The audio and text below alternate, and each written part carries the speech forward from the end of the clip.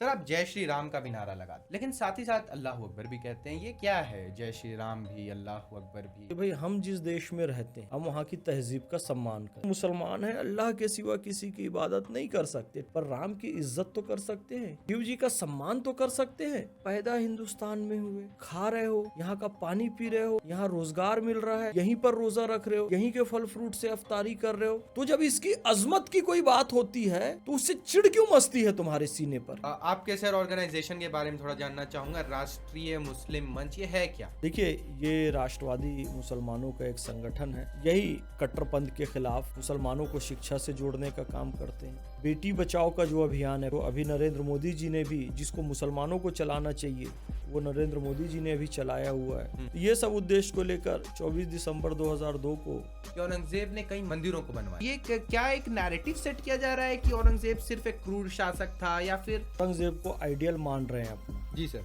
वो लोग भी मंदिर बनाए, मंदिरों को दान दे, तो फिर वो पक्का मुसलमान हो गया? फिर आप कहोगे मूर्ति पूजा वाला तो पक्का मुसलमान होता नहीं है। इस हिसाब से तो औरंगजेब भी गलत है फिर। गलत है अगर उनके स्टेटमेंट उन follow किया जाए। कट्टरपंथियों के अनुसार, बिल्कुल, जो आपको बिल्कुल। गलत बोल रहे हैं। राम बिल्कुल। जी को क्यों जय बोल दिए, तुम गलत हो, तो औरंगजेब फिर कहाँ से सही हो गया? सर अभी होली गुजरी, रंग पे भी काफी विवाद हुआ।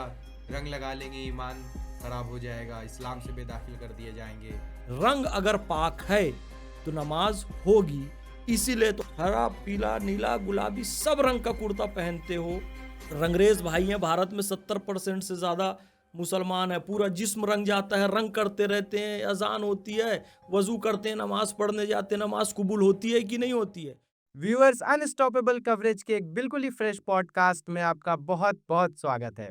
मेरा नाम है तलहा इमरोज खान और आज हमारे साथ एक ऐसे शख्स मौजूद हैं जो गीता का श्लोक भी जानते हैं और साथ ही साथ कुरान की आयतों से भी खूब वाकिफ हैं। एक ऐसे शख्स जो भारत माता की जय का नारा भी लगाते हैं, लेकिन साथ ही साथ जय श्री राम और अल्लाह अकबर भी जोड़ देते हैं। एक ऐसे शख्स जो पिछले कुछ सालों से लगातार नेशनल टेलीविजन पर बने हुए हैं और हम उन्हें राष्ट्र का पक्ष रखते हुए देखते हैं, सुनते हैं। आइए मिलते हैं, जानते हैं और समझने की कोशिश करते हैं राष्ट्रीय मुस्लिम मंच के संयोजक और खुद को गौ सेवक बताने वाले मोहम्मद फैज खान से। बहुत बहुत स्वागत है सर। धन्यवाद, शुक्रिया। मुझे सर आपके बारे में जब जानने का मौका मिला तो मैं तो बहुत लेट था। आपकी हिस्ट्री तो बहुत पुरानी रही है। तो मैं चाहूँगा कि आप अपने से स्टार्ट करें, अपना बैकग्राउंड बताएँ और अपना इंट्रोडक्शन छोटा-सा दें। बिस्मिल्लाहिर्रहमानिर्रहीम, रब्बिश्रह ली सदरी व यस्सिर ली अमरी वाहलुल उक़दतम मिन लिसानी यफ़क़हू क़ौली। बिरादरान हिंद, अस्सलाम वालेकुम रहमतुल्लाहि व बरकातहू। जय श्री राम, भारत माता की जय, वंदे मातरम। मेरा इंट्रोडक्शन इस संबोधन से ही मेरे ख्याल से पूरा हो गया है बिल्कुल, बिल्कुल। कि मैं मुसलमान हूँ, एक बिल्कुल। मुस्लिम परिवार में मैं पैदा हुआ हूँ, और जो मेरा मुल्क है, जो सरज़मीन है, मेरी जो मादरे वतन है, वो हिंदुस्तान है, भारत है। इसलिए भारत की तहज़ीब के अभिन्न अंग हैं श्री रामचंद्र जी, श्री कृष्ण जी, शिव जी। यदि हम इनकी जय कहते हैं तो इस बात की शिनाख्त हो जाती है कि हम एक हिंदुस्तानी हैं। हम जब कलमा पढ़ते हैं तो इस बात की शिनाख्त हो जाती है कि हम एक मुसलमान हैं। तो ये सोच सर शुरू से रही या फिर किसी सिचुएशन से, किसी मूवमेंट से ये बदलाव आया, चेंजेस आई, इवोल्यूशन हुआ? क्या था? बैकग्राउंड क्या है सर आपका? देखिए, इक़रा, इक़रा बिस्मि रब्बिकल लज़ी खलक़, खलक़ल इंसान मिन अलक़। पैगंबर हज़रत मोहम्मद सल्लल्लाहु अलैहि वसल्लम के पास हीरा की गुफ़ा में जो अल्लाह रब्बुल इज़्ज़त खालिक़ कायनात ने जिब्रील अमीन के ज़रिए से जो पहला शब्द भेजा था वो था इक़रा, यानी बिल्कुल, कि बिल्कुल। पढ़ो। बिल्कुल। पढ़ो अल्लाह के नाम पर जिसने तुम्हें पैदा किया। तो मेरे माता-पिता दोनों शिक्षक थे। ओके। उन्होंने मुझे शिशु मंदिर में प्रवेश दिलाया, यानी जो इस्लाम का मूल है इक़रा, पढ़ो, हुँ। उस पर ध्यान दिया। अच्छा, आपने बिल सरस्वती शिशु मंदिर से पढ़ाई की है? बिल्कुल, ओके। बिल्कुल। तो इसीलिए वो आरएसएस रन ऑर्गनाइजेशन है। हाँ, हाँ। शिशु मंदिर जो होता है, तो मैं यही कहना चाह रहा हूँ, जब आप पढ़ेंगे ना, अच्छे लोगों के साथ बैठेंगे, तालीम याफ्ता लोगों के साथ, आलिम लोगों के साथ, साधु संतों के साथ, सूफियों के साथ, अच्छी किताबें पढ़ेंगे, अच्छे दोस्तों के साथ रहेंगे, अच्छी सराउंडिंग में रहेंगे, तो अपने आप आपकी ज़हनियत खुलने लग जाती है, आपके ज्ञान का दायरा बढ़ने लग जाता है। फिर मेरी ज़िंदगी में कई ऐसे शिक्षक भी आए, Acharya Sudhir Kumar Bose ji, Syed Fazil sir, SD Sarva madam, Vikas Devi Kirti sir, okay. Shashank Sharma sir. हुँ। और दुर्गा कॉलेज में मैं पढ़ा तो doctor Subhash Chandrakar sir, doctor Ajay Chandrakar sir, Aman Jha sir, Sushmita Sen madam, इन सब ने राजनीति विज्ञान पढ़ाया मुझे, एमफिल किया मैंने। और फिर गुरुदेव इंद्रेश कुमार जी का एक बड़ा प्रभाव रहा मेरे जीवन में, और उनके मार्गदर्शन में ही ये सारा मुस्लिम राष्ट्रीय मंच का कारवां और ये सब कुछ चल रहा है, गौ सेवा का कार्य। गुरु ज्ञानानंद जी, गीता मनीषी, उनका बड़ा प्रभाव रहा। गोपाल मणि जी, जो गुरुदेव गोसेवक, धेनुमानस की रचना की, ऐसे यानी साधु टीचर्स संतों का का बहुत बड़ा रोल रहा है। बिल्कुल, बहुत बिल्कुल। बड़ा रोल रहा है। और फिर एक गिरीश पंकज जी का उपन्यास है, एक गाय की आत्मकथा, जिसका नायक एक मुस्लिम है, जो कष्ट झेलता है दोनों तरफ के कट्टरपंथियों से। वो आप भी झेलते हैं, हम भी झेलते हैं, लेकिन वो हिम्मत नहीं हारता है, अंततः सफलता प्राप्त करता है। तो एक वो भी उपन्यास मेरे लिए बड़ा प्रेरणा का कारण बना। शिक्षा सबसे बड़ी चीज़ है। शिक्षा बड़ी चीज़ है। सर, आप जय श्री राम का भी नारा लगाते हैं। श्री राम जी का बहुत मैं खुद आदर करता हूँ, मर्यादा पुरुषोत्तम श्री राम जी का। लेकिन साथ ही साथ अल्लाहू अकबर भी कहते हैं। ये क्या है? जय श्री राम भी, अल्लाहू अकबर भी?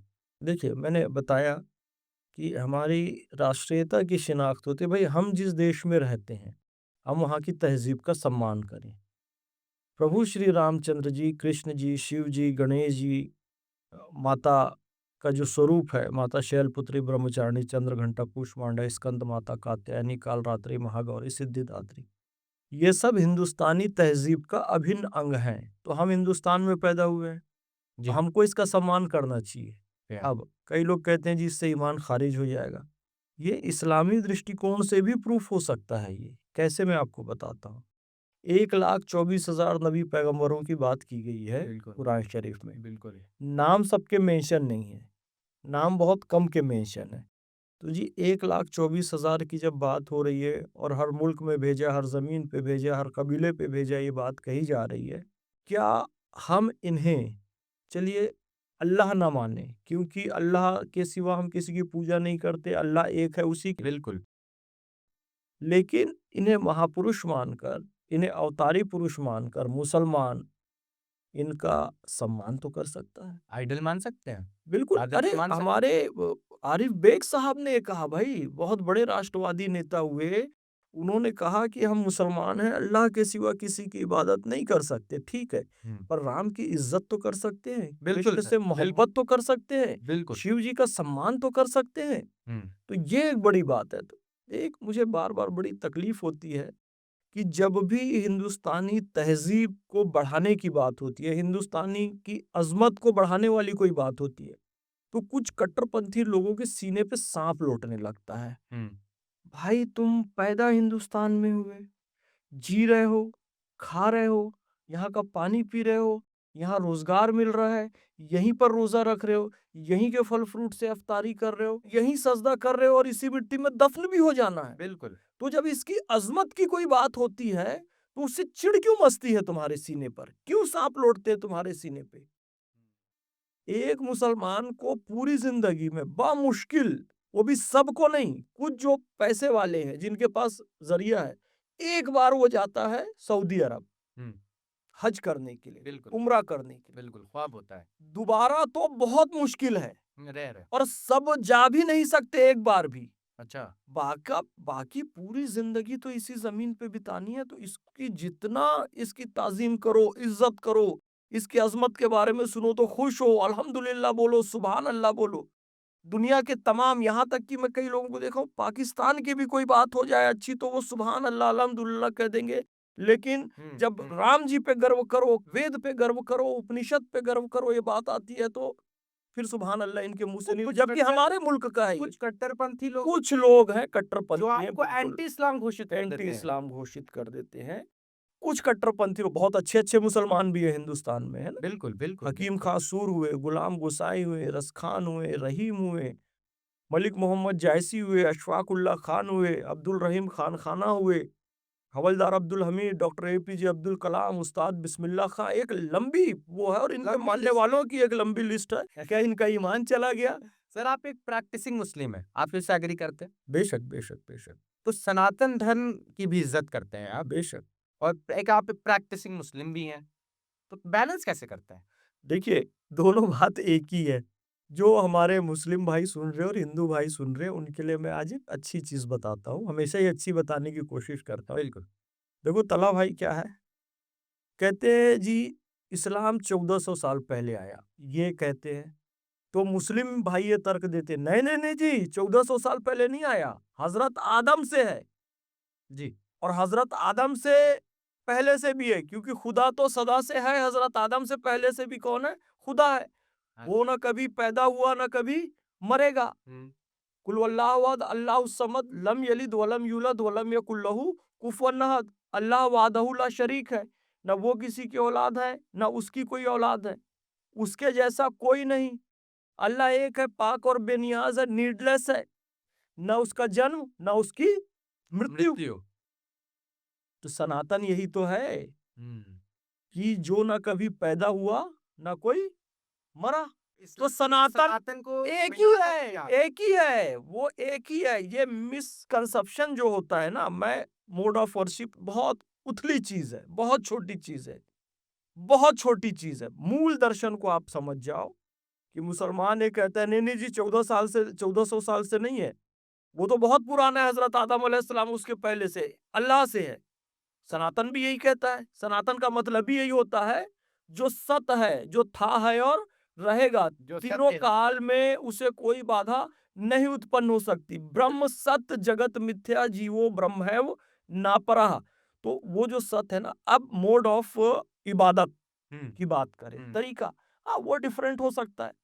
आप सजदा करते हो तो भी वहीं कनेक्ट होते हो मस्जिद में, आप मंदिर में मत्था टेकते हो, गुरुद्वारे में मत्था टेकते हो, तो भी आप वहीं पर कनेक्ट होते हो। आप बहुत कंट्रोवर्शियल चीज बोल रहे हैं ना देखो, कनेक्शन मैं उसको प्रूफ कर दूंगा, मैं उसको प्रूफ कर दूंगा। आपने मस्जिद, आप कहते हैं जी हम अल्लाह के सामने सिजदा कर रहे हैं, माथा कहाँ टेकते हो आप? सर जमीन पे। जमीन पे टेकते हो, मट्टी पे टेकते हो। हिंदू कहता है मैं ईश्वर को सजदा कर रहा हूँ, मत्था टेक रहा हूँ, वो कहाँ टेकता है? उसी जमीन पे ही तो टिकता है ना। वो भी मिट्टी पे सर रख रहा है, ये भी मिट्टी पे सर रख रहा है, और दोनों कनेक्ट कहाँ हो रहे हैं? वहीं हो रहे हैं। बहुत बहुत आप ये दार्शनिक बात है। तर्क आपका सर बहुत हाँ, पर कट्टरपंथी नहीं मानेंगे, लेकिन वक्त के साथ मानेंगे। वक्त लगेगा। एक हिंदू में या सिख में और एक मुसलमान में केवल फर्क इतना है कि मुसलमान कलमा पढ़ता है, हिंदू कलमा नहीं पढ़ता, वो दूसरे तरीके से पढ़ता है, सिख दूसरे तरीके से पढ़ता है। भाई उनके कलमात अलग है। अब अल्लाह ने उनको जो भी कलमा दिया हो, अव्वल अल्लाह नूर उपाया कुदरत दे सब बंदे, एक नूर से सब जग उपजा कौन भले ते मंदे। तो अल्लाह ने उनको जैसी जहनियत दी, और अल्लाह की मर्जी के बिना पत्ता भी नहीं हिल सकता है। बिल्कुल। तो आप किसी की इबादत को क्यों गलत बोलो, मेरा ये कहना है। अच्छा, जब अल्लाह उसको हिदायत देना होगा, उसको कलमा पढ़वा देगा, वो भी आपके हिसाब से इबादत करने लगेगा। पर नहीं कर रहा है तो उसको गाली बकने का राइट थोड़ी है, आप बिल्कुल उसको गलत बोलने का राइट थोड़ी है। आप अपने दीन की तबलीग करते रहिए। Totally agree. हाँ, टोटली एग्री। आप किसी को अपशब्द नहीं बोलिए। आपके सर ऑर्गेनाइजेशन के बारे में थोड़ा जानना चाहूंगा, राष्ट्रीय मुस्लिम मंच, ये है क्या? देखिए, ये राष्ट्रवादी मुसलमानों का एक संगठन है। यही कट्टरपंथ के खिलाफ मुसलमानों को शिक्षा से जोड़ने का काम करते हैं, मुसलमानों को स्वच्छता से जोड़ने का काम करते हैं। बेटी बचाओ का जो अभियान है पैगंबर हजरत मोहम्मद सल्लल्लाहु अलैहि वसल्लम का, बिल्कुल। जो अभी नरेंद्र मोदी जी ने भी, जिसको मुसलमानों को चलाना चाहिए, वो नरेंद्र मोदी जी ने भी चलाया हुआ है नबी की हदीसों को लेकर। तो हम शिक्षा को लेकर आधी रोटी खाएंगे, बच्चों को पढ़ाएंगे, ये कहते हैं ना जी। और एक बात ये भी कहते हैं कि हम कोई भी विवादास्पद मुद्दा छेड़ेंगे नहीं, और मुसलमानों को तरक्की करने वाला कोई भी मुद्दा छोड़ेंगे नहीं। ओके। तो इधर छेड़ेंगे भी नहीं और इधर छोड़ेंगे भी नहीं। तो ये सब उद्देश्य को लेकर 24 दिसंबर 2002 को मंच की स्थापना हुई, और ये कारवां लगातार चलता जा रहा है। कैसे मिली आप? देखिए, प्रेरणा देने वाला तो ईश्वर है, मालिक है, अल्लाह है। क्योंकि देखिए कुरान शरीफ एक बात कहता है, एहदिनस सिरातल मुस्तकीम, हम ये दुआ कर रहे हैं कि अल्लाह हमें सीधे रास्ते पर चला, उन लोगों के रास्ते पर चला जिनसे तू खुश होता है, और उन लोगों के रास्ते से बचा जिनसे तू नाराज होता है। एहदिनस सिरातल मुस्तकीम सिरातल लजीना अनअमत अलैहिम गैरिल मगदूबी अलैहिम वलद्दालिन आमीन। इसका यही मतलब होता है। इसी तरीके से महाभारत में कहा गया है कि महाजनो येन गतः स पंथा, महापुरुषों के मार्ग पर हम चलें। तो प्रेरणा देने वाले ये ग्रंथ हैं, ये कुरान शरीफ है, ये अल्लाह है, वो मालिक है कि हम मुसलमानों को प्रेरणा दें सही रास्ते पर चलने की। हालांकि हम जब कुछ सत्य बात कहते हैं ना, तो शुरू में लोगों को हजम नहीं होता, लेकिन ध्यान से बैठ के जब वो सुनेंगे ना, तो उनको समझ में आएगा कि बात सही कही जा रही है। धीरे धीरे आएगा। धीरे धीरे आएगा। सर, हम ये मानते हैं कि किसी भी बातचीत में अगर पॉलिटिक्स ना आए तो मजा नहीं है। इंडियन, मैं बिहारी, आप छत्तीसगढ़ से हो, रायपुर से। बिल्कुल। ये तो पॉलिटिक्स तो सर है ही। पॉलिटिक्स पे आते हैं, इंडियन पॉलिटिक्स पे बीजेपी और मुसलमान को आप कैसे देखते हो? बीजेपी और मुसलमान, मेरा तो ये मानना है कि आपने सबको टेस्ट करके देख लिया। कांग्रेस में भी चले गए, समाजवादी में भी चले गए। अब जब एक पार्टी आई है जो सबका साथ, सबका विकास, सबका विश्वास की बात करती है, तो मुसलमानों को चाहिए कि उसको भी टेस्ट करके ज़रूर देखें। मैं बार बार कहता हूं कि बीजेपी की जब सरकार आई, आयुष्मान कार्ड योजना, उज्ज्वला योजना, बिल्कुल। प्रधानमंत्री आवास योजना, हर घर नल योजना, उस्ताद योजना, हुनर हाट योजना, और तमाम योजनाओं का लाभ बराबर मुसलमानों को मिल रहा है। एक तो डेटा है सर जिसमें बताया जाता है कि मुस्लिम महिलाओं को ज्यादा लाभ मिला है। ज्यादा मिला है उज्ज्वला योजना का, प्रधानमंत्री आवास योजना का। मैं भी ऐसी कहिएगा, औसत से जो है उसमें मुसलमानों को ही ज्यादा मिल रहा है। ज्यादा मिल रहा है। तो ये सब होने के बावजूद भी, जबकि कई सारे मुसलमान ऐसे हैं कट्टरपंथ फैलाते हैं जी बीजेपी को वोट नहीं देना है, लेकिन बीजेपी सरकार आने के बाद बीजेपी ने कोई डिस्क्रिमिनेशन नहीं किया। तो अब मुसलमानों को चाहिए कि वो भी एक बार बीजेपी को टेस्ट करके देखे, बीजेपी के साथ आए, क्योंकि जो सरकार सचमुच में हमारी तरक्की की बात कर रही है। क्योंकि पिछली सरकारें बाबर औरंगजेब को महिमा मंडित करती रही, एक हाथ में कुरान एक हाथ में तलवार। नरेंद्र मोदी जी ने कहा नहीं, ये कंसेप्ट गलत है, एक हाथ में कुरान एक हाथ में कंप्यूटर। ओके। तो जो मुसलमान को एजुकेशन से जोड़ रहा है सही दिशा में, इंस्टेंट ट्रिपल तलाक का उल्लेख इस्लाम में नहीं है, सर, कुरान ये माना जाता है। वो उसे खत्म कर रहे हैं, सही इस्लाम को ला रहे हैं। बिल्कुल। लेकिन ये माना जाता है सर कि बीजेपी के आने के बाद मुसलमानों में एक डर, खौफ पैदा हुआ है और मुसलमानों के प्रति नफरत बढ़ गई है, फैल गई है पूरे देश भर में। इस पे आपका क्या राय है? नहीं नहीं, देखो, मैंने बीजेपी का भाई जी अटल जी पहले रहे 1999 से 2004 तक, ठीक है। अब मुख्य रूप से बीजेपी का आना 2014 से माना जाता है। मैं 2017 से 2020 बीजेपी आ गई 14 में, 3 साल बीत दिया। 2017 से 2020 पूरा भारत पैदल चला हूँ, 15,000 किलोमीटर चला हूँ। अच्छा। 20 महीना पैदल चला हूँ। अच्छा। लेह से कन्याकुमारी तक चला पूर्वी भारत से, फिर कन्याकुमारी से वैष्णो देवी तक चला पश्चिम भारत से, यानी कि पूरे देश की प्रदक्षिणा की पैदल, नाम मोहम्मद फैज खान के साथ। 80% टाइम हिंदुओं के घरों में रुका, मठों में, मंदिरों में भी रुका। किसी ने मेरा नाम सुनकर मेरे साथ मॉब लिंचिंग नहीं की, सबने फूल माला से स्वागत किया, सम्मान किया। यहाँ तक कि रामेश्वरम के मंदिर में भी, वैष्णो देवी के मंदिर में भी सम्मान और स्वागत हुआ। तो बीजेपी के आने से मुसलमानों पर जुल्म हो रहा है, अत्याचार हो रहा है, ये कहना गलत है। क्योंकि मैं आंखन देखी कह रहा हूँ, कागज लेखी नहीं कह रहा हूँ। मैं बार बार कहता हूँ कि मैं कहता हूँ आंखन देखी, तू कहता है कागज लेखी। जी। मैं कहता सुरझावन हारी, तू राख्यो उड़झाई रे। मैं कहता हूँ भाई, मैं पैदल घूम के देख के आया हूँ, कोई मुसलमान के साथ जुल्म नहीं है, मैं खुद देख के आया हूँ। और तू मीडिया और सोशल मीडिया और व्हाट्सएप देखो, उसका मैं उदाहरण, अतीक पे कार्रवाई हुई जी। बहुत सारे लोगों का घर तोड़ा गया।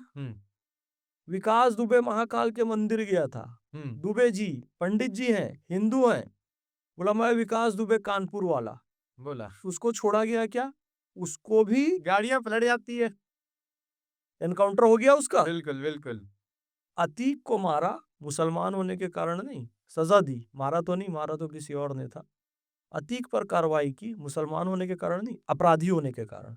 विकास दुबे पे कार्रवाई की बिल्कुल। ब्राह्मण होने के कारण नहीं, अपराधी होने के कारण। डिस्क्रिमिनेशन नहीं है। ये अपराधियों के प्रति इतना प्यार मोहब्बत आता कहाँ से? मुझे ये समझ में नहीं आता। इतनी फैन फॉलोइंग और उत्तेजना अपराधियों को सपोर्ट करने का, एक उसको वर्शिप करने का, ये क्या सीन है देखिए, इसका? ये क्या होता है, इसमें हमारी फ़िल्मों का भी दोष है कि शराब बुरी चीज़ है, सिगरेट बुरी चीज़ है, क्राइम बुरी चीज़ है, तस्करी बुरी चीज़ है। इन सबको नायक के रूप में दिखाया जाता है। नायक हीरो जो है शराब पी रहा है, तो यूथ सोचता है कि शराब पीना हीरो वाला काम है, सिगरेट पीना हीरो वाला काम है। ये सब हमारे क्रिकेट स्टार और ये सब जो हैं, ये सट्टे का विज्ञापन करते हैं। ये गेम खेलो, वो बिल्कुल, गेम बिल्कुल, खेलो। बिल्कुल, तो उनको लगता है कि सट्टा खेलना हीरो वाला काम है। बिल्कुल। तम्बाकू खाना, वो कोई हीरो खाता है तम्बाकू विज्ञापन में। हुँ, तो हमने जुबान केसरी। हमने अपने नायक गलत चुन लिए हैं। हुँ, हम लोगों को लगता है कि अजय देवगन नायक है। अजय देवगन एक्टर है जो भगत सिंह की एक्टिंग कर रहा है। लेजेंड ऑफ भगत सिंह में नायक हमारे भगत सिंह है। हुँ, नायक हमारे अशफाक उल्लाह खान है। बिल्कुल। उनकी एक्टिंग करने वाले हमारे नायक नहीं है। वो तो गुटखे शराब का विज्ञापन करे। तो ये जो ट्रेंड चला यहीं ना, पे गलती है। इसके कारण युवाओं को लगता है कि अपराधी हमारे हुँ, नायक हैं। चंदन तस्करी कर रहा है तो भाई ये तो गलत है। उसको हीरो के तौर पे, अरे भाई चंदन तस्कर हीरो एक को रिप्रेजेंटेशन हो जाता है। चंदन तस्कर को विलेन मानोगे कि हीरो मानोगे? विलेन मानोगे, उसको हीरो के तौर पे दिखा रहे हो। सर, मैं जब रिसर्च कर रहा था आपके बारे में, जानने की कोशिश कर रहा था, तो कुछ ऐसे लोग भी मिले जिन्होंने ये ब्लेम किया कि आप फेम के लिए ये सब करते हो। ये आइडियोलॉजी रियलिस्टिक नहीं है, छलकती नहीं, वो कुछ लोगों का ये कहना है। हाँ, बिल्कुल, वो तो हाथी चले बाज़ार, कुत्ते भूखे हज़ार, एक बड़ी कहावत है। और ये भी है, हम सीधे-साधे हैं, ज़्यादा जवाब नहीं देते हैं, तो गरीब की लुगाई जगत की भौजाई, है ना? तो इसलिए लोग कह देते हैं, लेकिन देखिए, आप कुछ भी कर लो, हम फ़ेम के लिए कर रहे हैं। कुछ लोग कहेंगे जी ये बीजेपी की टिकट पाने के लिए कर रहा है, और टिकट मिल गई, पद मिल गया, तो कहेंगे हमने कहा था ना कि ये बीजेपी में पद पाने के लिए कर रहा है और टिकट पाने के लिए कर रहे हैं। देखो सही सिद्ध हो गया, हुँ, मिल गया इसको पद, और हमने जीवन भर कोई पद नहीं लिया, नहीं मिला हमको। तो क्या कहेंगे? क्या हुआ? इतना कर रहे थे, कुछ नहीं मिला, मतलब तुम कुछ भी कर लो, वो तुमको गलत बोलेगा। विरोधी कट्टरपंथी लोग, हाँ। वो गलत ही बोलेंगे। भाई जब तेरे को गलत ही बोल रहे हैं तो मेरे को जो सही लग रहा है मैं वही करूंगा। सबसे ज़्यादा क्रिटिसिज़्म कब फेस किया है आपने?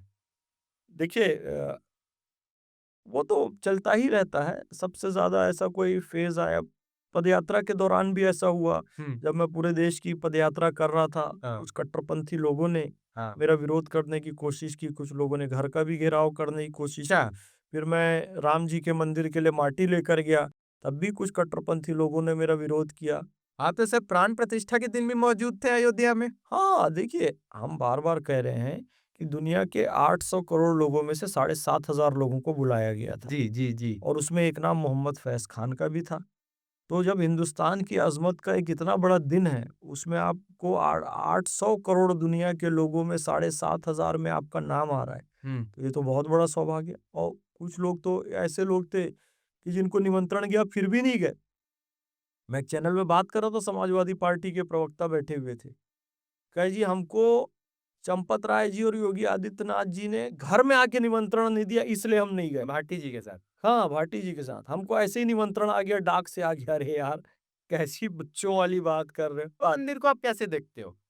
आप कैसे देखते हो इसे? देखिए, हमारा ये मानना है, हम भारतीय मुसलमान हैं। ला इलाहा इल्लल्लाह मुहम्मदुर रसूलुल्लाह, हम कलमा बिल्कुल, पढ़ते बिल्कुल, हैं, बिल्कुल।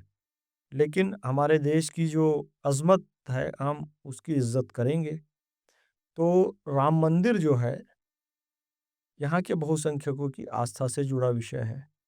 लगभग 5,000 मंदिर तोड़े गए, ऐसा कहा जाता है। अब चूँकि सऊदी से ज़्यादा मस्जिद भारत में है, पाकिस्तान, ईरान, इराक से ज़्यादा मुसलमान भारत में हैं।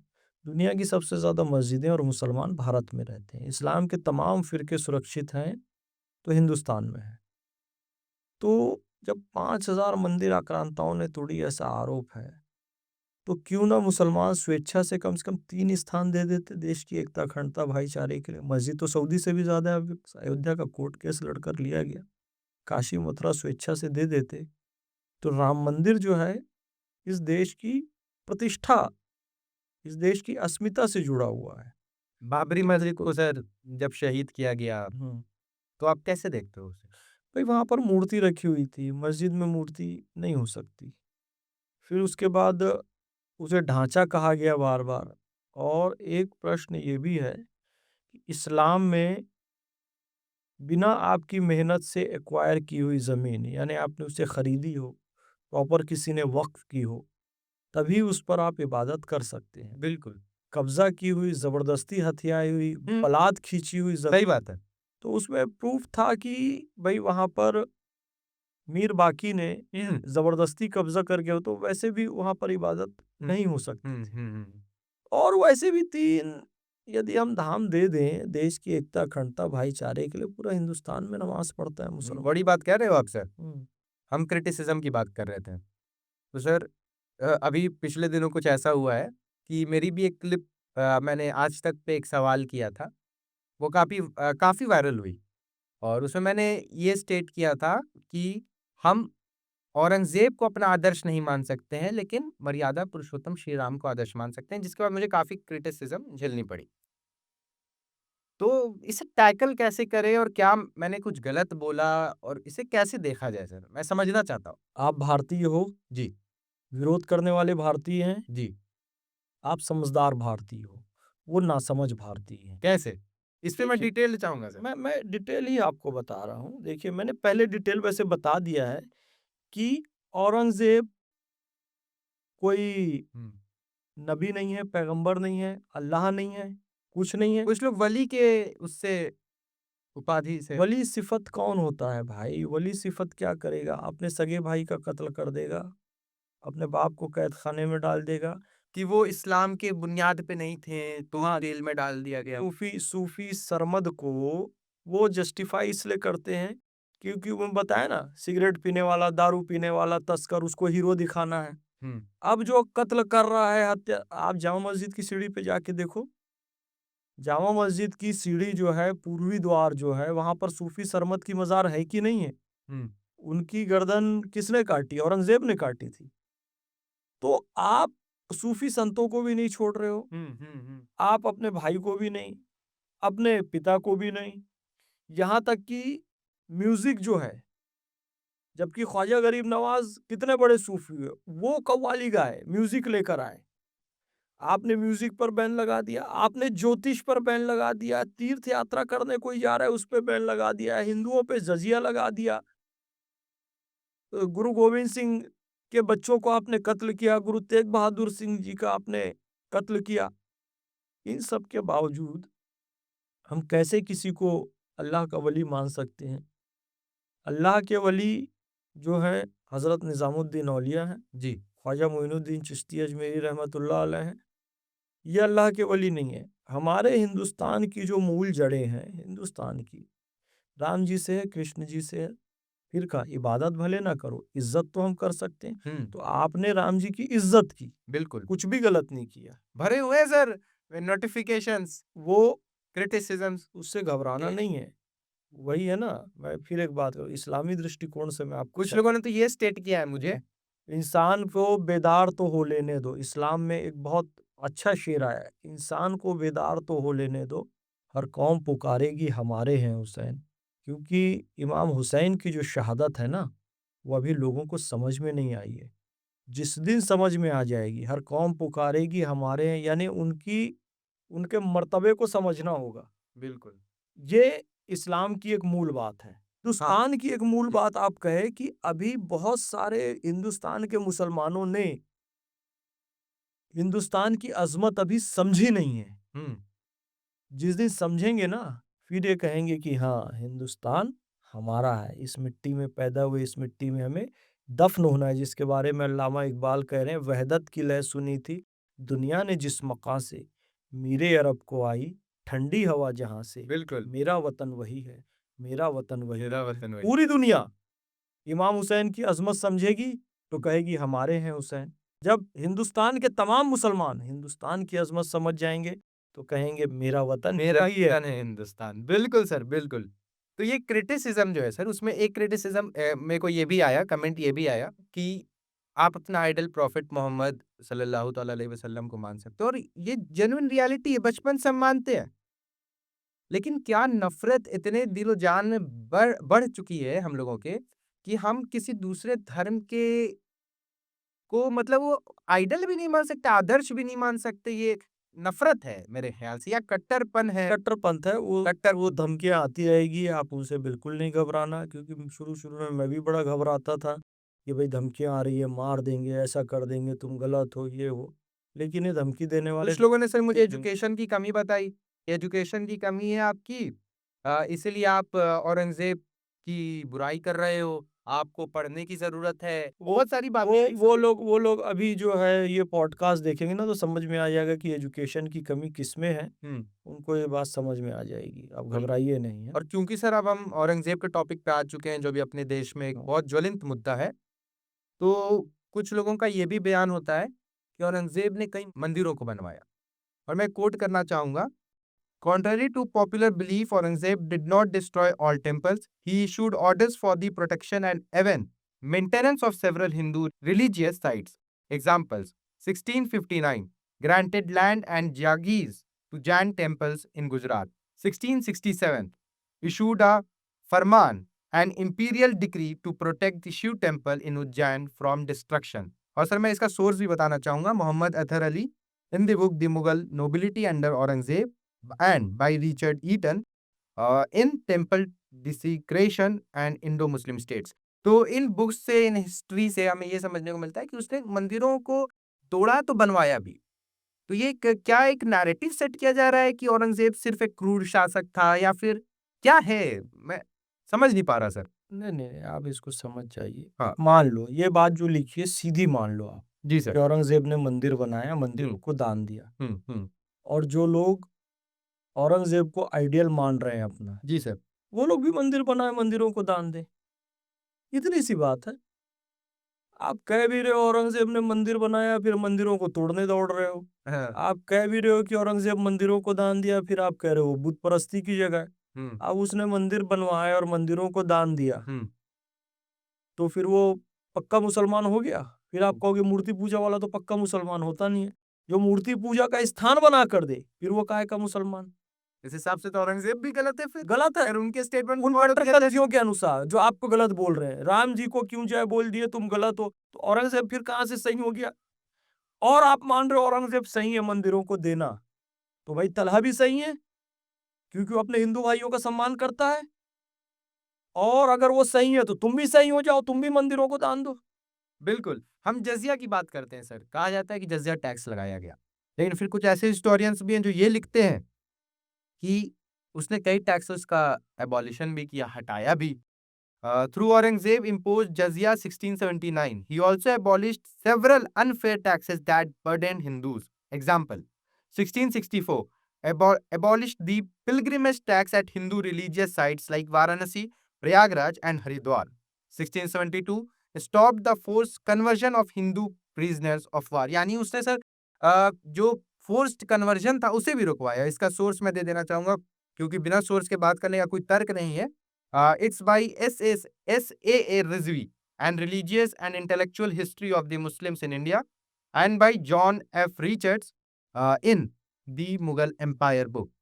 तो सर लोग ये भी क्लेम कर रहे हैं कि भाई उसने तो टैक्स हटाई भी, तो उसने हिंदुओं के लिए किया भी, तो सिर्फ वन साइडेड पर्सपेक्टिव क्यों औरंगजेब के? बिल्कुल, मैंने बता दिया, जैसे मंदिर वाला जो पक्ष है, उसने यदि मंदिर बनाए तो आप भी बनाओ, है ना।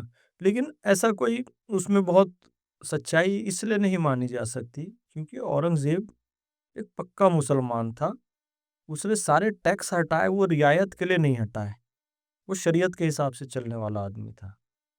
और शरीयत में केवल 4 ही टैक्स हैं: जजिया, ज़कात, खम्स और खिराज। तो हटाने के पीछे उदारता कारण नहीं थी, हटाने के पीछे था कि शरीयत लागू कर दी जाए, शरीयत नाफिज कर दी जाए। तो शरीयत नाफिज करेंगे तो सब टैक्स अपने आप हट जाएंगे। और शरीयत के क्या टैक्स हैं? 4: जजिया, ज़कात, खम्स और खिराज। जजिया, हिंदू जी जी। हो आप, या तो इस्लाम कबूल करो तो आपको उसको टैक्स देना पड़ेगा। दोनों नहीं करोगे तो फिर जाओ या फिर संभाजी महाराज वाला हाल होगा। ये भी एक सत्य है। ज़कात मुसलमानों से टैक्स था, पर वो मुसलमानों से जबरदस्ती करके लिया जाए ऐसा नहीं था। मुसलमान स्वेच्छा से देते थे। क्यों? आप तो एक अलग चीज हो गई ना, वो तो पर्सनल इंटरेस्ट पे है। ज़कात इज ए टैक्स, बट वो विल है व्यक्ति की, खुद से आके। एक मुसलमान है तो उसको गवर्नमेंट को जाके बोलना नहीं पड़ेगा तू ज़कात दे, वो खुद से देगा अपना एक धार्मिक कर्तव्य मानकर। लेकिन जजिया it's an force tax. Forced, वो यार, आप आए हुए एक देश में जहां 100 करोड़ हिंदू रहते हैं, आप एक फौज लेकर आ गए, अब तुम इस बात का टैक्स दो कि तुम हिंदू हो। मतलब इससे ज्यादा गंदी बात क्या हो सकती है? मतलब वो हजारों सालों से हिंदू धर्म को मान रहे एक आदमी सिर्फ इसलिए टैक्स ले रहा है। अच्छा अच्छा, मंदिर जाते हो तुम, अच्छा पूजा पाठ करते हो, इसका तुमको टैक्स देना पड़ेगा। ये कितनी गंदी बात थी।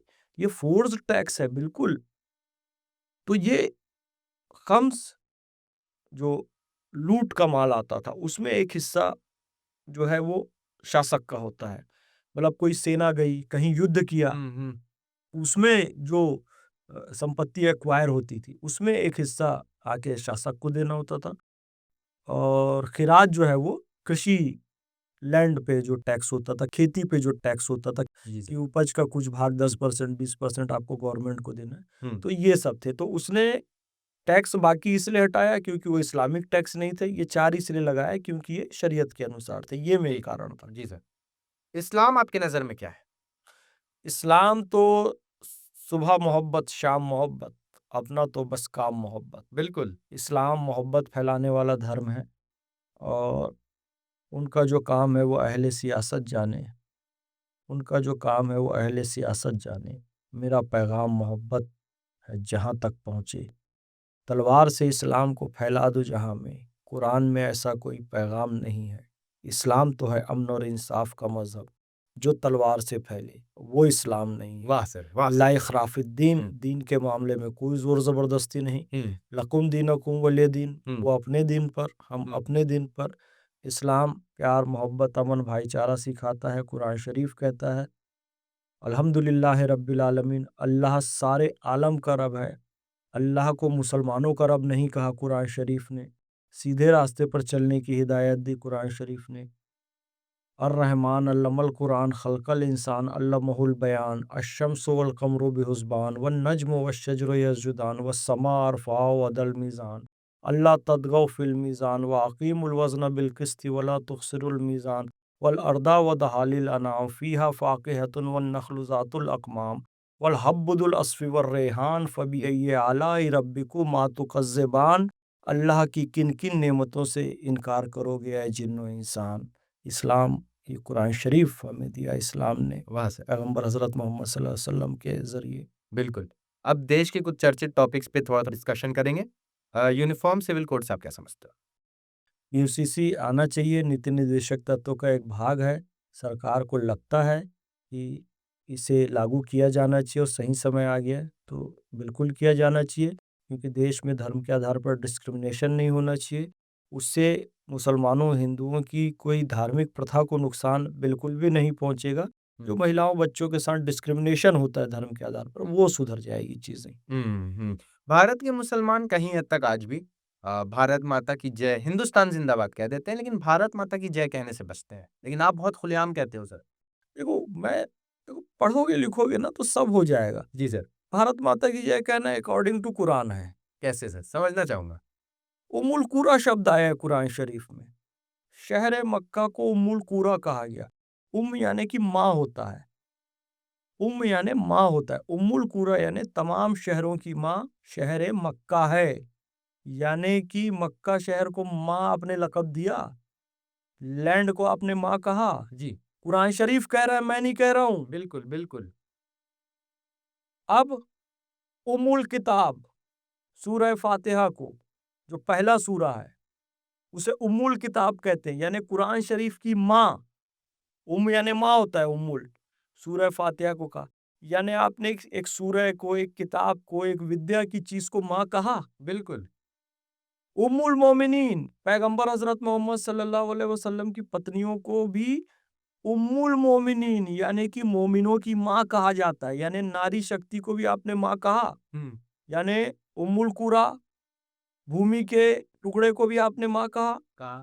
उम्मुल किताब, ग्रंथ को भी, पुस्तक को भी आपने माँ कहा। ठीक है। उम्मुल मोमिनीन, नारी शक्ति को भी आपने माँ कहा। तो नारी शक्ति को माँ हिंदू भी कहते हैं। सर्व मंगल मांगल्ये शिवे सर्वार्थ साधिके शरण्ये त्र्यंबके गौरी नारायणी नमोस्तुते।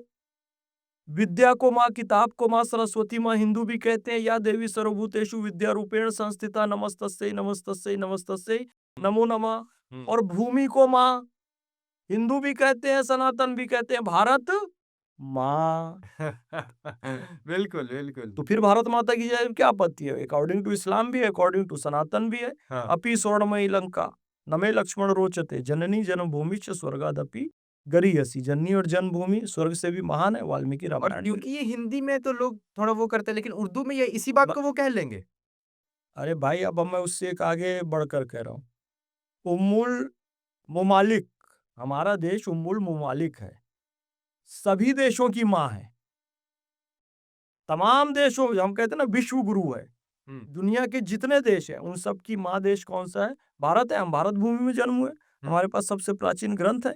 अल्लामा इकबाल तक ने कहा कि वहदत की लय सुनी थी दुनिया ने जिस मका से, मीरे अरब को आई ठंडी हवा जहाँ से। हमारे नबी को जिस मुल्क से ठंडी हवा आ रही है, तो वो मुल्क सारी दुनिया की माँ है। और गर्व से कहते हैं। अभी ये सुन के भी लोगों के सीने पे सांप लोग, मतलब भारत से कभी बाहर नहीं निकलेंगे, यहीं का खाएंगे पिएंगे, यहीं रोजा रखेंगे, यहीं पर सजदा करेंगे, यहीं दफन हो जाएंगे, फिर भी भारत को हम कहेंगे दुनिया की माँ। उनके सीने पे सांप लौटेगा, लौटते रहे। हिंदुस्तान जिंदाबाद, भारत माता की जय, वंदे मातरम, मादरे वतन हिंदुस्तान जिंदाबाद। और उन लोगों को भी कहना चाहिए जो सुन रहे हैं, तुम्हारे सीने पे सांप लौट रहा है तो थोड़ा सा अपने अंदर का चेक कराओ कि क्या डिफेक्ट है तुम्हारे अंदर की, अपने वतन की जय सुन के तुम्हारे सीने पे सांप लौटता। सर अभी होली गुजरी, रंग पे भी काफी विवाद हुआ।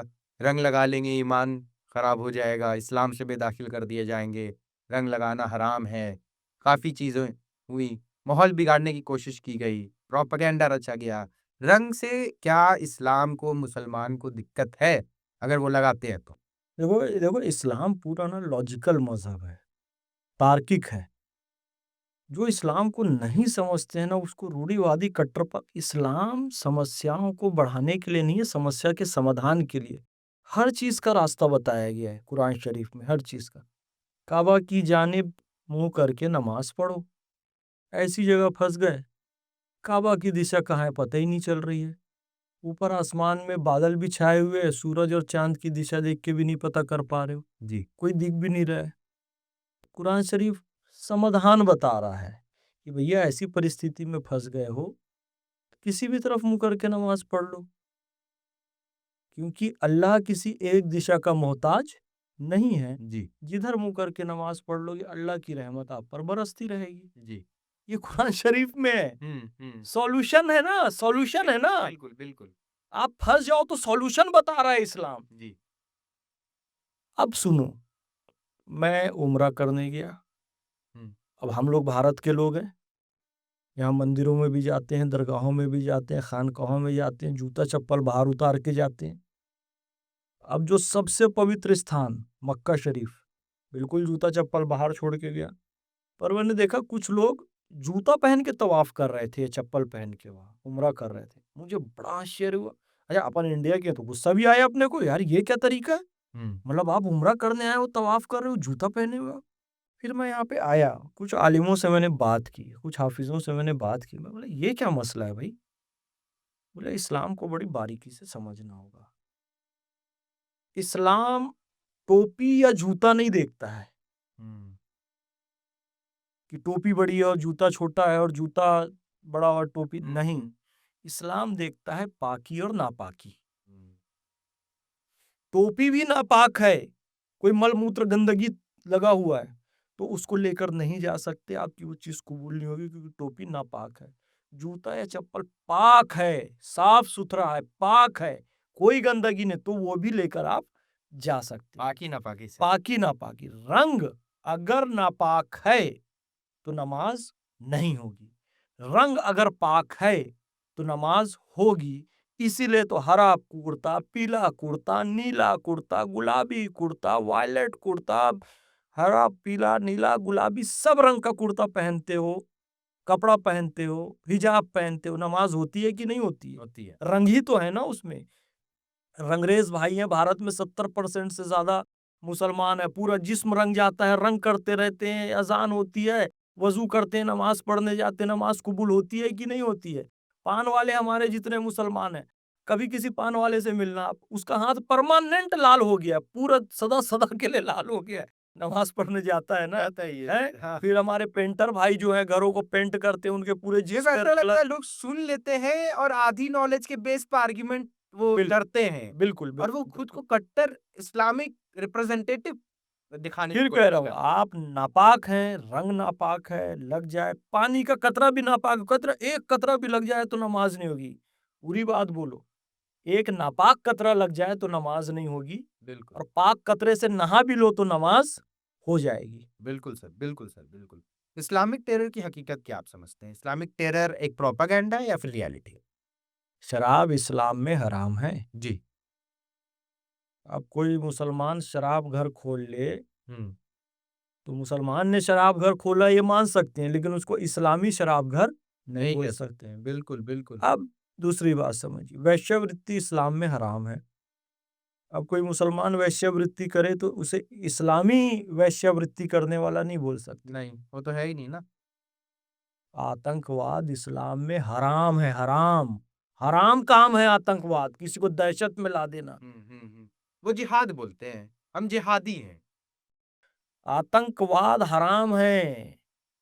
जिहाद अलग चीज है, आतंकवाद हराम है। कोई आतंकवाद किसी को टेरर में लाकर धमकी देकर कोई काम करवा रहा है, हराम काम कर रहा है वो, तो आतंकवाद हो सकता है। इस्लामी आतंकवाद नहीं कह सकते, इस्लामिक टेररिज्म कोई चीज़ ही नहीं है, चीज जिसे आप नहीं कह है। सकते हैं। हाँ, बिल्कुल, बिल्कुल। अब जिहाद जो है हुँ। पूर्ण रूप से जद्दोजहद है, संघर्ष है, अपने सर्वाइवर के लिए, अपने कैरियर के लिए, दुनिया में शांति लाने के लिए, दुनिया में प्यार मोहब्बत अमन फैलाने के लिए। मैं पहले कहा कि आप तनाव में हैं, टेंशन में हैं, डिप्रेशन में हैं। मैंने इंडिया टीवी के शो में भी कहा था, सत्य सनातन के शो में कहा था कि भैया उससे लड़ो, भिड़ो, आत्महत्या नहीं करो, लड़ भिड़ के आगे बढ़ना, जद्दोजहद करना, ये जिहाद का अर्थ हुँ। है ना? जो मैंने कहा ना कि आप यदि तनाव में हैं, टेंशन में हैं, तो आप गीता पढ़ोगे तो उसमें लड़ना भिड़ना कैसे है, जीवन में संघर्ष कैसे करना है सिखाया गया है। वो किसी एक खास मजहब का ग्रंथ नहीं है, वो सबके लिए प्रेरणा है। यही मैं कह रहा हूँ, कुरान शरीफ को मुसलमानों ने बांध के रख लिया है अपने पास। भाई वो केवल मुसलमानों के लिए नहीं है, तभी तो कहा गया अल्हम्दुलिल्लाह रब्बिल आलमीन, अल्लाह सारे आलम का रब है। वो सबके लिए प्रेरणा है।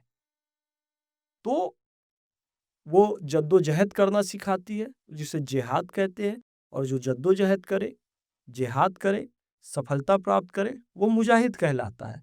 अब मुजाहिद आतंकवादी लोगों ने अपना नाम रख लिया, इंडियन मुजाहिदीन, तो ऐसे लगता है मुजाहिद आतंकवाद का शब्द है। जिहाद को आतंकवादियों ने अपने से जोड़ लिया, पवित्र शब्द को जोड़ लिया, तो ऐसा लगता है जिहाद कोई अपवित्र शब्द है। और फाइनल ये है जिहाद, जिसे जैन धर्म में अरिहंत कहा गया ना, कि अपने अंदर के दुश्मन को खत्म करना। हुँ। सारे क्षत्रिय जो थे वो जैन बने। क्षत्रिय युद्ध करते थे, पहले बाहरी दुश्मनों को मारते थे, काटते थे। बहुत जब उन्होंने कत्ल कर लिया, तब समझ में आया कि भाई बाहर के दुश्मनों को कत्ल करने से कुछ नहीं होगा, अपने अंदर जो दुश्मन है ना, उसे खत्म करना होगा। तो वो जैन जो 24 के तीर्थंकर है ना, 24 थे, वो पहले योद्धा थे, क्षत्रिय थे, उन्होंने बहुत कत्ल किए। तब उनको समझ में आया बाहरी दुश्मनों को मारने से नहीं होगा, अंदर के दुश्मन को मारना है, तो अरिहंत कहलाए। अब अंदर के अरि को, अंदर के शत्रु को हंत यानी मारना है, अपने अंदर की बुराइयों को दूर करना है। जिहाद भी वही है कि अपने अंदर जो शत्रु बैठा है, जो मोह बैठा है, उसकी कुर्बानी दो। पुत्र मोह के कारण तुम गंदा काम करने लगते हो, कई बार रेप करके आया बेटा उसको बचाने लगते हो। उस पुत्र मोह को खत्म करो, उस पुत्र मोह की कुर्बानी देने की बात की गई है, अपने बेटे की गर्दन पर छुरी नहीं चलाने की बात की। पुत्र मोह में क्या किया वो उसने, वो धृतराष्ट्र ने पूरा इतना बड़ा युद्ध करा दिया ना। अभी कई राजनेता हमारे यहाँ, मैं नाम नहीं लूंगा, सब पुत्र मोह में बर्बाद हो चुके हैं, उनकी पार्टियां बर्बाद हो चुकी। कुरान शरीफ इस्लाम यही तो कह रहा है, इस मोह की कुर्बानी दो, अहंकार की कुर्बानी दो, दैट इज जिहाद। दैट इज़ जिहाद, बिल्कुल। वक्फ बिल पर सर, क्या कहना चाहेंगे? नहीं नहीं, वक्फ बिल देखो बिल्कुल अभी आना चाहिए, क्योंकि इसका कारण ये है ना, विरोध जो कर रहे हैं बहुत सारे लोग, उन्होंने वक़्फ़ की प्रॉपर्टी पर अवैध कब्ज़ा करके रखा हुआ है, उनको लाखों करोड़ों रुपए का फ़ायदा हो रहा है। तो ये लोग वक्फ बिल को मना इसलिए कर रहे हैं, भाई एक घर से सोना चोरी हो जाए और 100 लोगों पे शक है और सबका बैग है, बोलेंगे तलाशी लो, तो उसमें से 5 लोग विरोध कर रहे हैं, 95 विरोध नहीं कर रहे हैं। वो 5 लोग विरोध क्यों कर रहे हैं बताओ? क्योंकि उन्हीं के झोले में माल है। एक घर से सोना चोरी हुआ, 100 लोगों पे शक है, कह रहे हैं जी 100 की तलाशी लो, 5 विरोध कर रहे हैं, नहीं, तलाशी नहीं होगी जी। 95 नहीं करे, बोले ठीक है, हो जाने दो। क्योंकि उन्होंने चोरी नहीं किया 95 ने और ये 5 ने चोरी की है तो विरोध कर रहे हैं। वक़्फ़ की ज़मीनों पर अवैध कब्ज़ा करके बैठे हैं, 50,000 किराया आना चाहिए, ₹50 दे रहे हैं। तो इन सब की पोल पट्टी खुल जाएगी। वहाँ तो वक़्फ़ की प्रॉपर्टी छीनने की कोई बात ही नहीं है। हमने तो एक पूरी पुस्तक लिखी है और उसमें ये बताया है दरगाहें, कब्रिस्तान, खानकाहें, मस्जिद, मदरसे ये सब कुछ भी छीना नहीं जाएगा, बल्कि इसको रेगुलेट किया जाएगा। ये पुस्तक है respect to Islam and gift for Muslim एक नई पहल वक्फ बिल 2024। ये आपने लिखी है? हाँ, ये हमारे संगठन के द्वारा लिखी गई जी, है। जी, इसमें जो प्रमुख योगदान दिया डॉक्टर शाहिद अख्तर साहब ने, डॉक्टर शालिनी अली जी ने, जी। एडवोकेट शिराज कुरैशी जी जो हमारे गौ सेवा का केस निःशुल्क लड़ते हैं, हमारे बड़े भाई हैं, और हमारे जो मीडिया के प्रमुख हैं, शाहिद सईद साहब वरिष्ठ पत्रकार एवं समाज सेवी हैं। तो इनका विशेष योगदान है इस पुस्तक को कलेक्ट, क्योंकि काफ़ी सारी टेक्निकल इसमें चीज़ें हैं। तो हमने इसमें ये बताया है कि रेगुलेट किया जा रहा है, व्यवस्थाओं को अच्छा बनाया जा रहा है। हुँ। अब सचमुच में वक़्फ़ का जो उद्देश्य था चैरिटी, हज़रत उमर को जो पैगंबर हज़रत मोहम्मद सल्लल्लाहु अलैहि वसल्लम ने डायरेक्ट किया था कि चैरिटी के तौर पर करो, हुँ, सदका जारिया के रूप में करो, हुँ। अस्पताल, स्कूल और दूसरी रोज़गार की चीज़ें बन सके, वो अब सही मायनों में वक़्फ़ का इस्तेमाल होगा। इसके लिए ये कानून लोगों है। का ये कहना है सर कि सरकार चाहती है कि अपने कब्ज़े में ले लिया जाए सारी प्रॉपर्टीज़, और क्योंकि काफ़ी बड़े तादाद में प्रॉपर्टीज़ हैं वक़्फ़ के अंडर, और उसके बाद अपने अंडर ले लिया जाए, मुसलमानों से उनका हक छीन लिया जाए। बिल्कुल ऐसा नहीं। भारत की कोई भी चीज़ तो भारत के अंदर ही रहेगी, भारत फाइनल अथॉरिटी तो भारत सरकार ही रहेगी, वो तो होना भी चाहिए।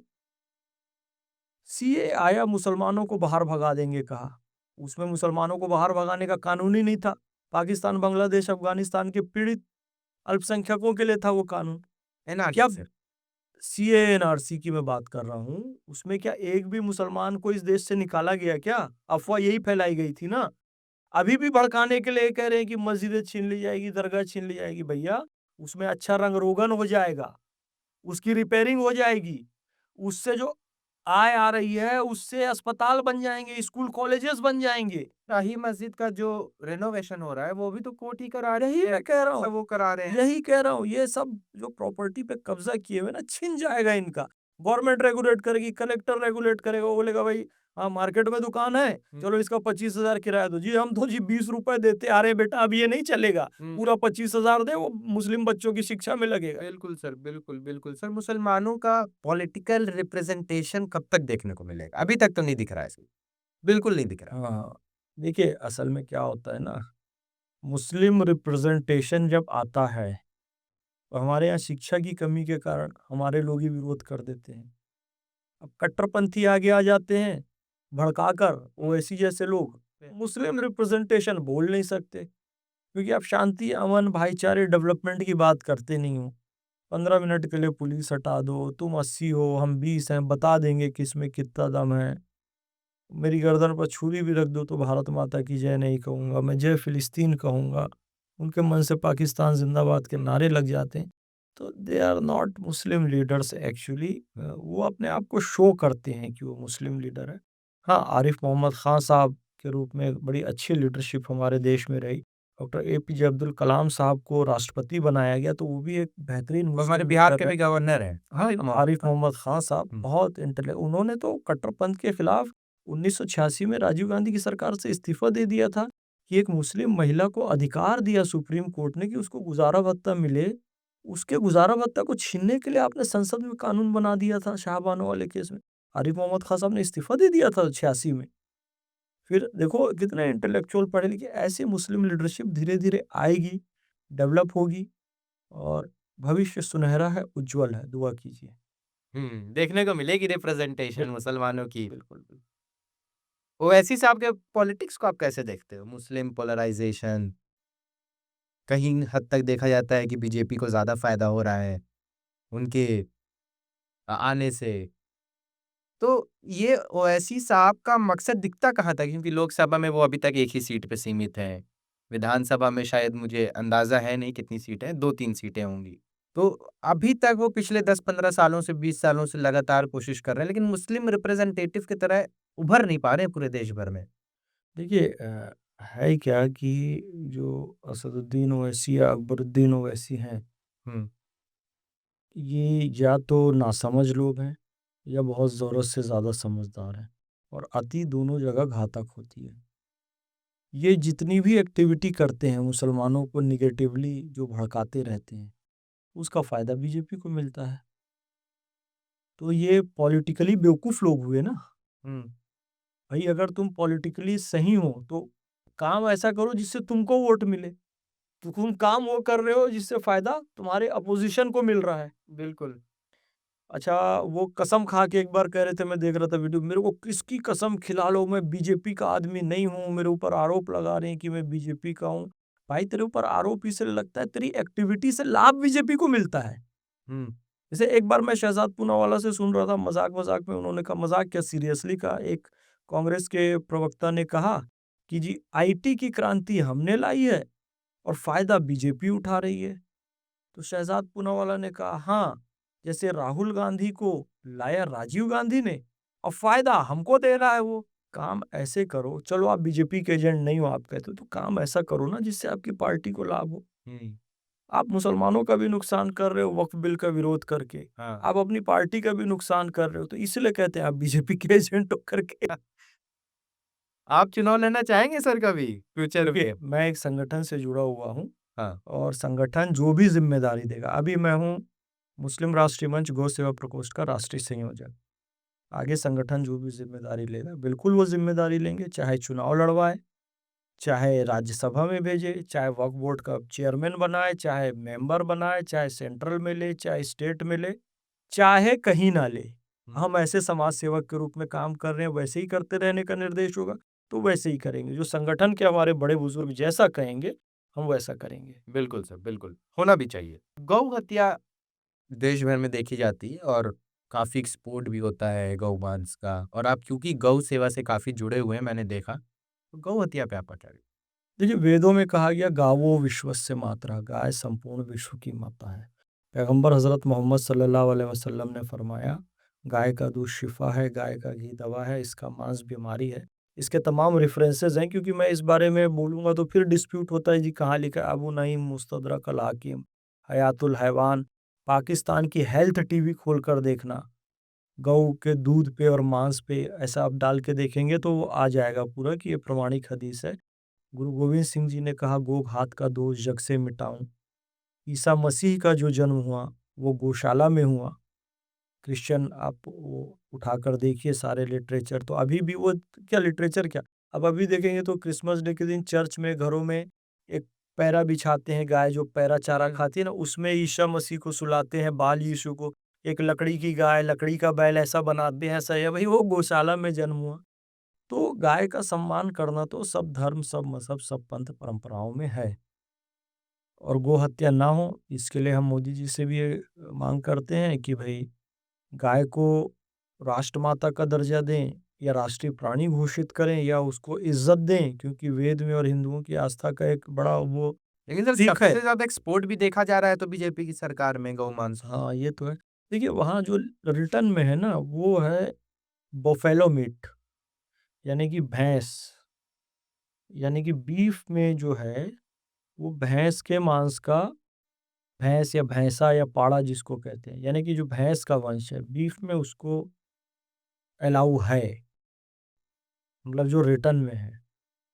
लेकिन उसकी आड़ में गाय या बैल या बछड़ा या बछा गोवंश बहुत काटा जाता है, वो हत्या होती है। सर आपका पसंदीदा नेता कौन है? मेरे तो पसंदीदा नेता आप कहेंगे तो आरिफ मोहम्मद खान साहब, डॉक्टर एपीजे अब्दुल कलाम साहब, ये लीडरशिप मुझे बहुत पसंद है। और करंट सिनेरियो मैं एक बड़ी बात तो ये है कि जो हमारे देश के प्रधानमंत्री हैं नरेंद्र मोदी जी, वो मेरी ही नहीं बहुत सारे लोगों की पसंद है। पहले मैंने 2 शख्सियत का इसलिए नाम लिया जी। क्योंकि हमको जैसी मुस्लिम लीडरशिप चाहिए हम बात कर रहे थे, वो मुस्लिम लीडरशिप आरिफ मोहम्मद खान साहब के पास और डॉक्टर एपीजे अब्दुल कलाम साहब के पास है। अब बड़े प्रोस्पेक्टस में बात करें, ओवरऑल बात करें, तो भारत ही नहीं विश्व के एक बड़े नेता के तौर पर नरेंद्र मोदी जी उभरे हैं। उनका आचार व्यवहार, लोगों से बातचीत, भाषण कला, उनकी योजनाएं और उन लोगों से उनका मिलना बिल्कुल। और पूरी दुनिया को अपने साथ बैठाना, आमंत्रित करना और वहाँ जाना और वहाँ पर एक प्रतिष्ठा स्थापित करना देश की। तो मुझे उनकी ये सारी चीज़ें, हर चीज़ आप देखो, पहनावा ओढ़ावा से लेके खान-पान तक हर चीज़ उनका सब कुछ बढ़िया है, परफेक्ट है और एक आइडियल लीडर हैं भारतवर्ष के और उनका सम्मान और उनकी इज़्ज़त मैं बड़ी करता हूँ। और विरोधियों को कहता हूँ कि आप देखो मोदी जी की तरह बनो, दिखावा पाखंड मत करो। उन्होंने सभी वर्गों का सम्मान किया, किसी योजना में किसी के साथ भेदभाव नहीं किया और नमाज की टोपी उन्होंने सियासत के मंच पर नहीं पहनी। वो लोग विरोध करते हैं मोदी जी ने जी मुसलमानों की टोपी नहीं पहनी। ये टोपी जो होती है इबादत के लिए होती है, सियासत के लिए नहीं होती है। तो उन्होंने इबादत की चीज़ का सियासत में इस्तेमाल नहीं किया। इस हिसाब से भी वो एक श्रेष्ठ नेता है। अच्छा, जी। बहुत अच्छा तर्क आपने दिया। बीजेपी और कांग्रेस दोनों में से कोई एक ऐसी चीज, दोनों की एक-एक, जो आपको पसंद ना हो? पसंद ना हो, ना। अब तुष्टीकरण की जो राजनीति है कांग्रेस की, हुँ, वो नापसंद है हुँ। और बीजेपी जल्दी से जल्दी गौ को राष्ट्रमाता या राष्ट्र प्राणी घोषित नहीं कर रही है। तो ये भी मुझे नापसंद है, जल्दी से कर दे। कर दें। आपका पसंदीदा श्लोक? देखिए श्लोक कोई एक पसंदीदा होगा, नहीं होगा ऐसा नहीं कह सकते, लेकिन एक गीता का श्लोक है, श्रेयान् स्वधर्मो विगुणः परधर्मात् स्वनिष्ठितात् स्वधर्मे निधनं श्रेयः परधर्मो भयावहः। हुँ, अपना कर्तव्य पालन करते हुए कितने ही कष्ट क्यों ना आए, कर्तव्य पालन से पीछे नहीं हटना चाहिए क्योंकि कर्तव्य से विमुख होकर आपको कुछ सुख ज़रूर मिल सकता है, लेकिन अंततः वो बहुत भयानक परिणाम देगा। कर्तव्य पालन हमें डिगे रहना चाहिए, अडिग रहना चाहिए, उस पे डिगना नहीं चाहिए कभी भी। कर्तव्य पालन की शिक्षा देने वाला ये श्लोक मुझे बड़ा अच्छा पसंदीदा आयत? मैंने सूरह रहमान पढ़ के बताया आपको, वो मैं आयत पढ़ चुका था पहले भी। अर्रहमान अल्लमल कुरान खल्क़ल इंसान अल्लमहुल बयान अश-शम्स वल क़मरु बिहुस्बान। तो वो आती है हाँ। कि हिंदी में उसको यदि हम करें, मैंने उसको संस्कृत में भी किया था। ओम देव शांति, अंतरिक्ष शांति, पृथ्वी शांति, रापः शांति, रौषधयः शांति, वनस्पतयः शांति, विश्वदेव शांति, ब्रह्मा शांति, सर्वं शांति, शांतिरेव शांति, सामा शांतिरेधि, ओम शांति, शांति, शांति। तो ये सूरह रहमान और ये इसमें सिमिलैरिटी है शांति मंत्र में। इसको जो सरल हिंदी में समझने, हाँ। क्योंकि कई लोग हैं संस्कृत भी नहीं समझेंगे, अरबी भी नहीं समझेंगे, बोले बोल के अशम्सो वल कमरो बेहुसबान, मतलब अशम्स यानी सूरज हाँ। और चांद, अशम्स वल कमरो बेहुसबान व नज्मो व शजरो यसजुदान। और नज्मो यानी कहकशा सितारे और शजर यानी पेड़। तो वो हिंदी में सरल ये होगा कि जिसने सूरज चांद बनाया, जिसने तारों को चमकाया, जिसने चिड़ियों को चहकाया, जिसने फूलों को महकाया, जिसने सारा जगत बनाया, हम उस ईश्वर के गुण गाएं, उसे प्रेम से शीश नवाएं। ये इसका हिंदी अनुवाद है। बहुत अच्छा सर। अब हम सर शो के एंड में पहुँच रहे हैं और ये मेरा फ़ेवरेट राउंड है, रैपिड फायर राउंड, जिसमें आपको एक जवाब देना होगा। हमारे पास 5 सवाल हैं। पहला सवाल ये है कि देश पहले या धर्म? देश पहले, देश सुरक्षित रहेगा तो फिर हमारी धर्म जो आस्था पद्धति के हिसाब से धर्म है, वो भी सुरक्षित रहेगा। बाकी धर्म का मूल अर्थ फिर मैं कह रहा हूँ, धृति क्षमा दमोस्त्यम शौचम इंद्रिय निग्रह धीर विद्या सत्यम अक्रोधो दशकम धर्म लक्षणम। मनुष्य के गुणों से है धर्म का मतलब, किसी संप्रदाय से नहीं। जी। मोदी या योगी? नहीं, वो तो दोनों अपनी-अपनी जगह श्रेष्ठ हैं, हुँ। दोनों बेस्ट हैं। केंद्र में मोदी, हुँ। राज्य में योगी। इज़राइल या फ़िलिस्तीन? इज़राइल या फ़िलिस्तीन? आप किसके फेवर में झुकाव है आपका? नहीं, मेरा कोई एक देश के प्रति मेरा ऐसा झुकाव नहीं है, लेकिन वर्तमान परिस्थितियों में हमारे देश को और मानवता के लिए जो ज़रूरी है, वो इज़राइल का पक्ष इसलिए ज़रूरी है कि हमारे उससे कूटनीतिक संबंध हैं। हमको वहाँ से बहुत सारे बिज़नेस करने हैं, हमको हर चीज़ लेना है।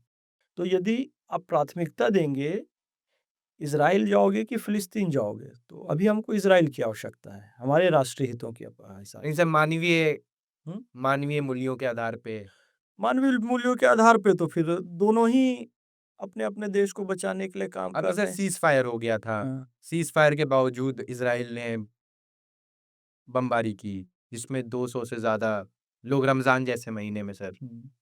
हाँ, मर तो गए। देखो एक नियम ये है कि सीज़ फायर के वक़्त ऐसा नहीं करना चाहिए, तो फिर इज़राइल ने गलत कार्रवाई की, बिल्कुल गलत कार्रवाई की और हुँ, रमज़ान में तो कम से कम सीज़ फायर रखना ही चाहिए। बिल्कुल, बिल्कुल, कुरान या गीता।